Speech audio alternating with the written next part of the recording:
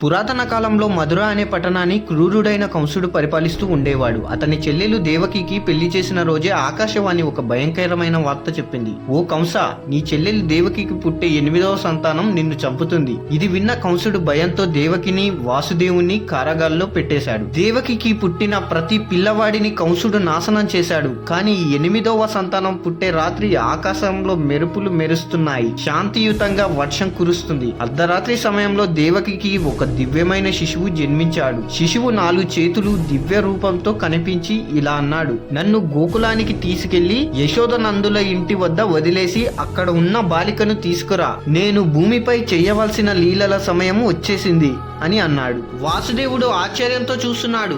బంధాలన్నీ మాయమైపోయాయి. వారాలు వాతంటారు అవే తెచ్చుకుంటున్నాయి. వర్షం మధ్యలో అతడు శిశువును తుట్టిలో పెట్టుకొని యమున నది దాటి గోకులానికి వెళ్ళాడు. తిరిగి జైలుకి వచ్చిన తర్వాత కంసుడు వచ్చి ఆ శిశువును సంహరించాలని చూశాడు. ఆ శిశువు ఆకాశంలోకి ఎగిరి దేవతగా మారి ఇలా చెప్పింది: నీ శత్రువు ఇంకా బతికే ఉన్నాడు కంస, నీవు తప్పక నాశనం అవుతావు అని అన్నాడు. అలా శ్రీకృష్ణుడు జన్మించి ధర్మాన్ని స్థాపించేందుకు భూమిపైకి వచ్చాడు.